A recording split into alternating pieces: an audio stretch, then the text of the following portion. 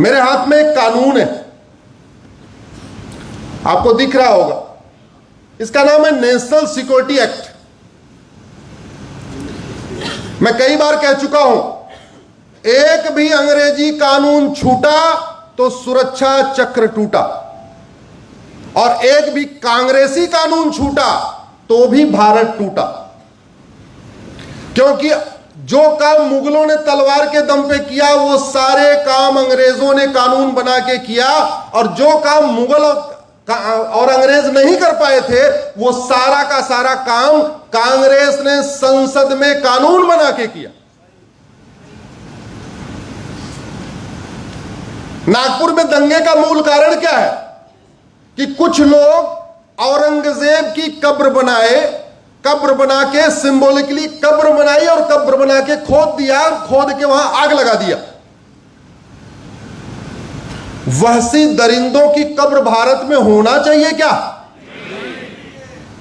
कांग्रेस ने 1958 में कानून बनाया था, उसका नाम है एंशिएंट मॉन्यूमेंट एक्ट, और वो बना के उसने सारे वहसी दरिंदों के मकबरों को, सारे उनके कब्रों को, सारे उनकी दरगाहों को, सारे उनकी जो भी निशानियां थी उसको सुरक्षित कर दिया।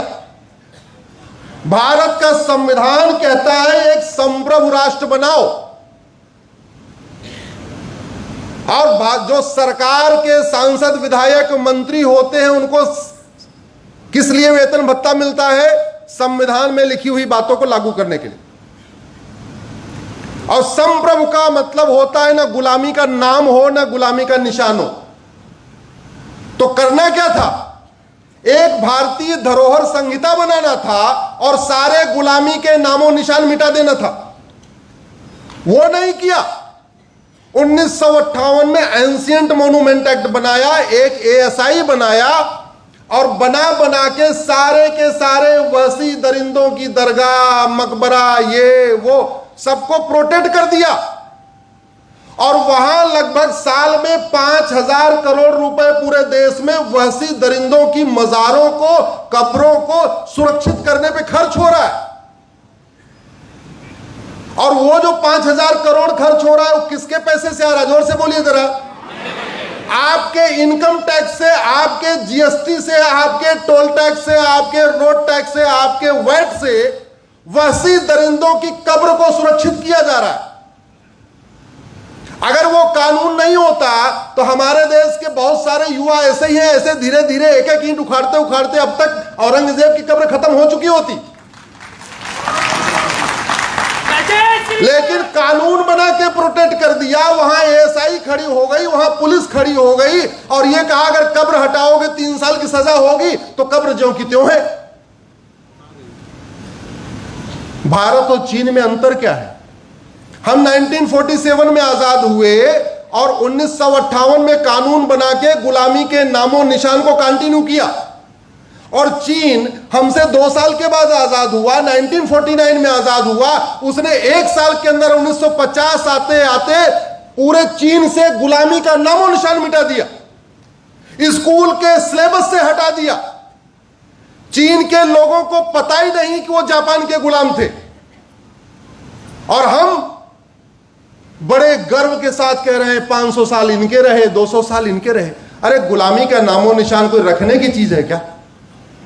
मैं आपसे पूछ रहा हूं, आपके घर में कोई वैसी दरिंदा आए, आपके माता पिता की हत्या करे, आपकी बहन बेटियों के साथ बलात्कार करे, आपके घर की नेम प्लेट को बदल के चला जाए, आप उस समय बच्चे थे, आप कुछ नहीं कर पा रहे थे, ठीक है, आपने बर्दाश्त कर लिया।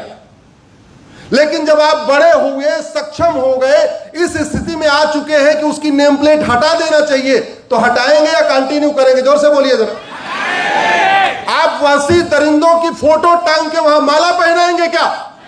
और भारत में यही हो रहा है, और यह करने के लिए कानून बनाया हुआ है।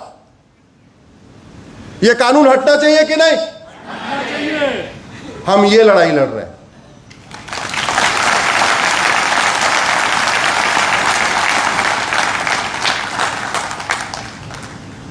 हम लड़ाई लड़ रहे हैं कि गुलामी के नाम हटे, गुलामी का निशान हटे, गुलामी की कुरीतियां खत्म हो, गुलामी की कुप्रथाएं खत्म हो, गुलामी की शिक्षा बदले, गुलामी की प्रशासनिक व्यवस्था बदले, गुलामी की न्यायिक व्यवस्था बदले, गुलामी की टैक्स व्यवस्था बदले, गुलामी की व्यापार व्यवस्था बदले, गुलामी की चुनाव व्यवस्था बदले, गुलामी की कानून व्यवस्था बदले।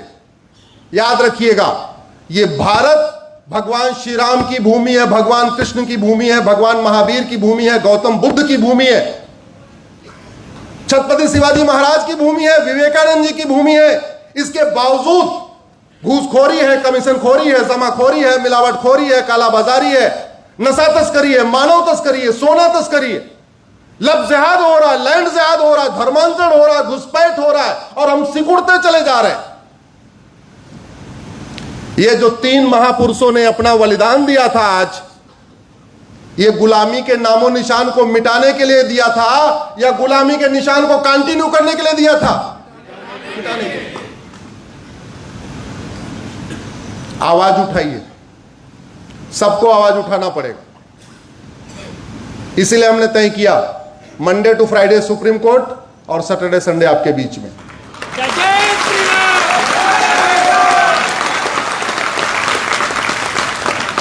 2024 में एक रविवार अपने घर में था, क्योंकि दीपावली के बाद भैया दूज थी। 2023 में 2 रविवार अपने घर में था, क्योंकि एक रविवार को होली थी, एक रविवार को दीपावली थी। अभी सतत प्रक्रिया हो गई है, Monday to Friday Supreme Court, Saturday Sunday आपके बीच में। और वो इसलिए भी कहते नहीं, अवसर अनुकूल हो तो सारे काम कर लेना चाहिए। आज की डेट में अवसर अनुकूल है कि नहीं? जोर से बोलिए जरा। जो हम चाहते हैं वो आज हो सकता है कि नहीं? तो लेकिन डेमोक्रेसी में डिमांड होती है तब सप्लाई होती है। तो डिमांड करो तो सप्लाई होगी। 1,500 अंग्रेजी कानून खत्म हो गए पिछले 10 साल में।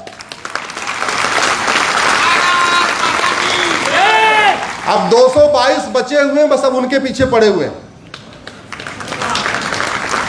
और ऐसे ही 50 घटिया कानून कांग्रेस ने बनाए हुए हैं। कांग्रेस ने एक भी कानून अच्छे मन से भारत में बनाया ही नहीं, और इसके लिए मैं किसी भी मंच से, किसी भी दिन, किसी भी समय कांग्रेस के किसी भी नेता से खुले बहस के लिए तैयार हूं। मुझे कांग्रेस का कोई नेता एक कानून बताए 50 साल के शासन में कि ये जो कानून था ये हमने भारत की मजबूत करने के लिए, भारत की संस्कृति को मजबूत करने के लिए, भारत की परंपरा को मजबूत करने के लिए, भारत की जो डेमोग्राफी डिसबैलेंस हो उसको ठीक करने, एक कानून बता दे। और मैं 50 कानून कई बार बोल भी चुका हूं, शायद मेरे जो लोग यूट्यूब देखे होंगे पता होगा। मैं 50 कानून बता सकता हूं जो भारत कांग्रेस ने संसद में भारत को बर्बाद करने के लिए बनाया।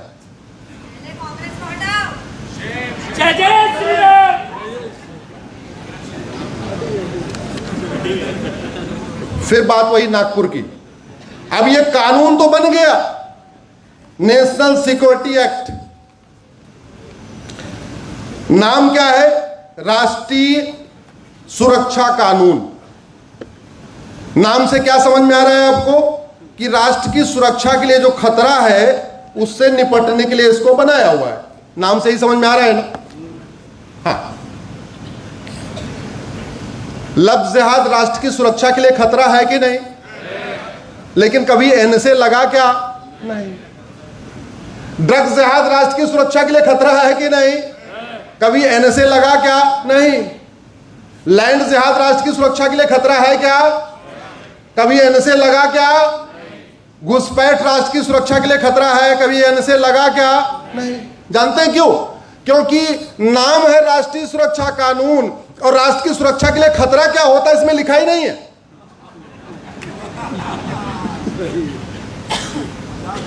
नाम है इसका राष्ट्रीय सुरक्षा कानून, लेकिन राष्ट्र की सुरक्षा के लिए क्या क्या खतरा होता है यह इसमें लिखा ही नहीं है। ऐसे मैं आपको दूसरा दिखाता हूं। ये 1967 में इस कानून का नाम है, आपको दिख रहा होगा, अनलॉफुल एक्टिविटी एक्ट, यूएपीए बोलते हैं इसको।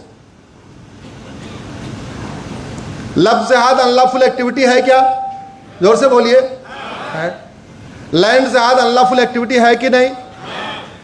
घुसपैठ अनलॉफुल एक्टिविटी है कि नहीं? ड्रग जिहाद अनलॉफुल एक्टिविटी है कि नहीं? धर्मांतरण कराना अनलॉफुल एक्टिविटी है कि नहीं? लेकिन जानते कभी लफ्ज जिहादियों पे, ड्रग जिहाद करने वालों पे, घुसपैठ करने वालों के, धर्मांतरण करने वालों पे यूएपीए लगा ही नहीं। क्यों? क्योंकि अनलॉफुल एक्टिविटी क्या है इसमें लिखा ही नहीं है। हाथी के दांत किसी काम के नहीं है, बस दिखाने के हैं। यह अंतर है, यह अंतर है भारत और जहां मैंने बाकी देश बताए उनमें। नागपुर में हिंसा क्यों हुई? उन्होंने कहा कि औरंगजेब की कब्र तोड़ी और उसमें विश्व हिंदू परिषद के 7-8 कार्यकर्ताओं पे भी अब मुकदमा हो गया। एक चीज बताओ, वहशी दरिंदों की कब्र तोड़ने से धार्मिक भावना आहत होती है क्या?